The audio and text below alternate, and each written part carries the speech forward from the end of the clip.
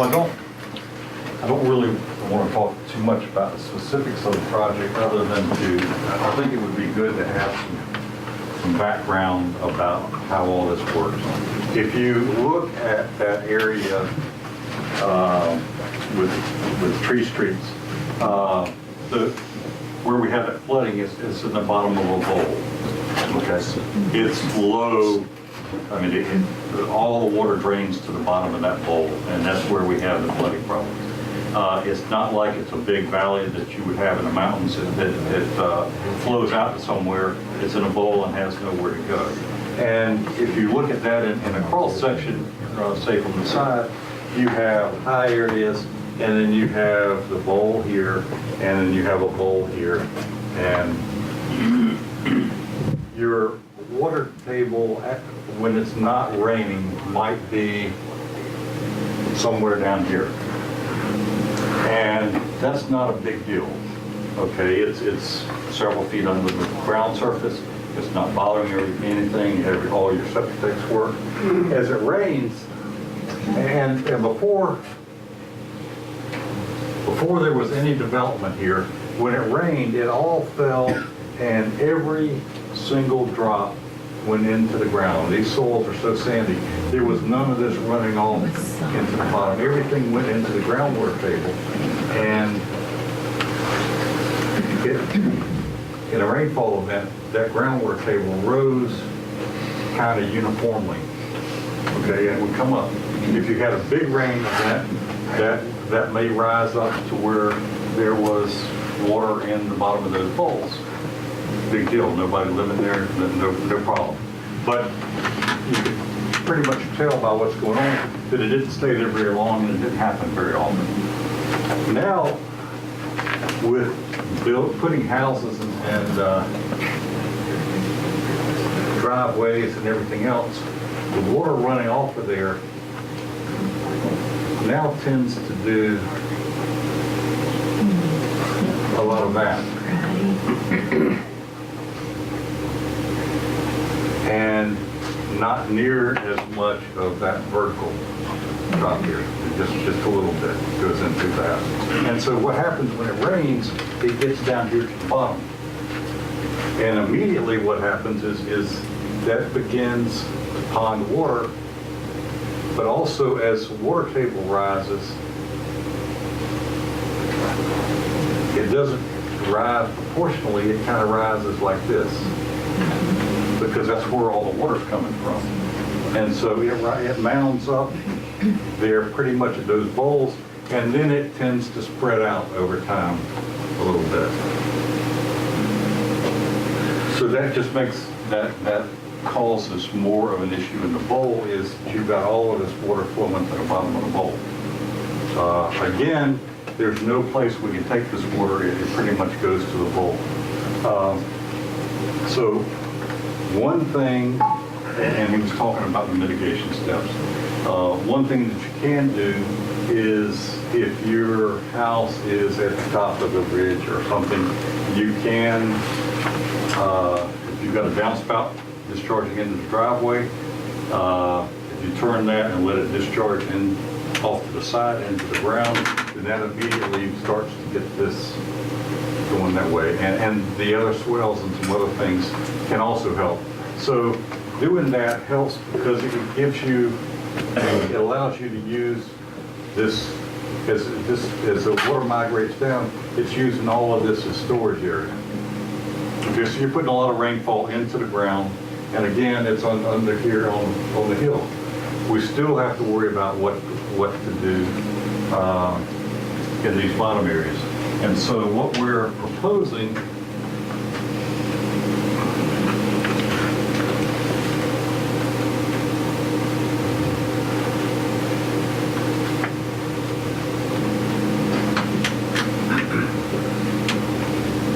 is to come in here, and if you look at that in cross section, what that pipe looks like is coming down, and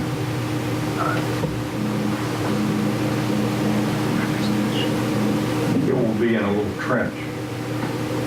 And this will have, there'll be holes in this pipe so that when it's not raining, this groundwater can flow into that pipe. Okay, and then that pipe's going to lead over to here where we have a big pump station. And then we go and we pump that and get rid of it. So that groundwater can flow into this perforated pipe and flow down to this pump station and get pumped out. That allows us, between rainfall events, we can draw that groundwater table down here much closer to the bottom of the pipe. And we can do that if that pump is pumping all the time, we can kind of maintain that groundwater table. Now, when it rains, if it rains a little bit, the surface water that comes down in here can flow into these inlets that we're going to put at the bottom of each bowl. It can flow into these inlets, and then it can flow out through that perforated pipe into the groundwater. Okay, therefore, and that's ecologically, that's the best way to handle it, is to get all of this water into the groundwater. So if we can, on a small rainfall event, we take that and we get it in this pipe and then we get it out into the groundwater table, we're doing a good thing because we're not really discharging a whole lot. And then over time, this small pump, which can't really handle the rainfall events, it can just handle groundwater flow. Over time, that can, when it rains, the water flows out. And then as this pump quits raining and the pump works, that water flows back in. But in the meantime, this has a chance to filter through the soil. Now, when you get a big rainfall event,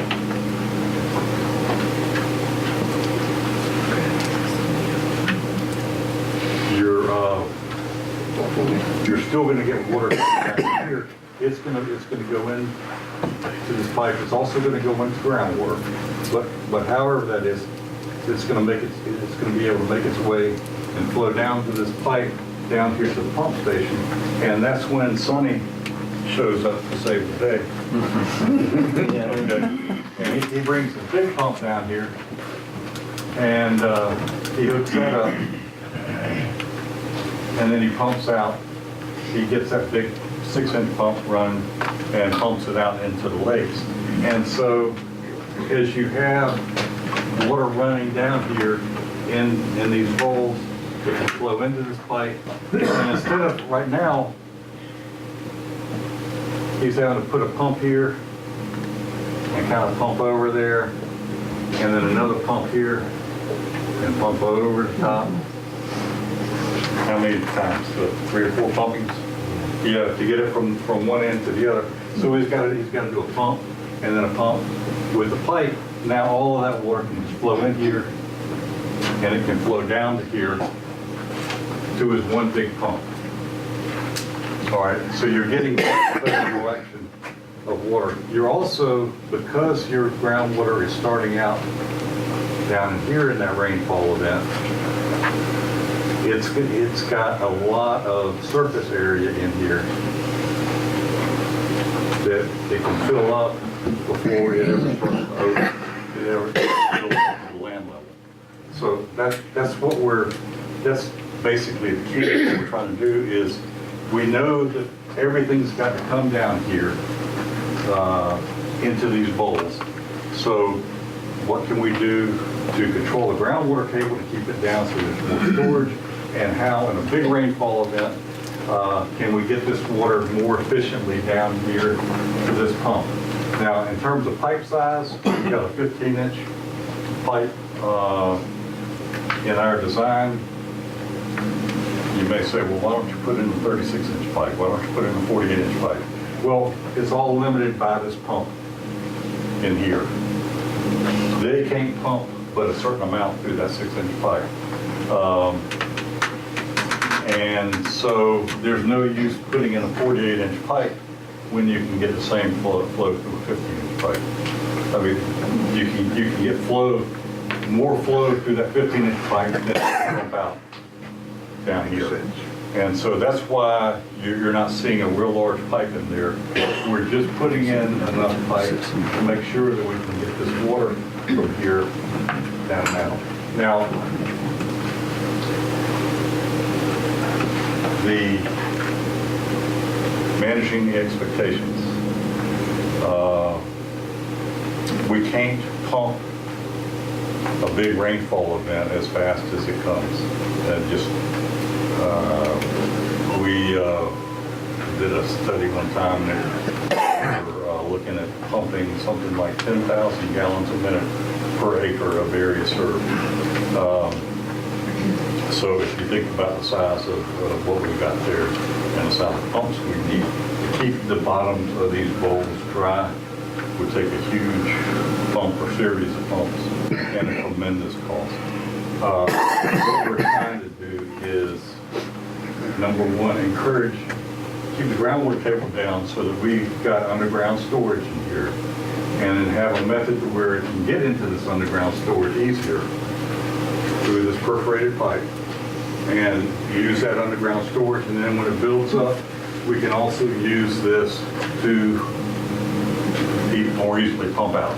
So you will have reduced flooding because we've got storage in that groundwater table, and you'll have a greatly reduced period of surface flooding when that happens, when we get these huge unexplained rainfalls, because this water is able to be pumped out of here much more efficiently and much more quickly.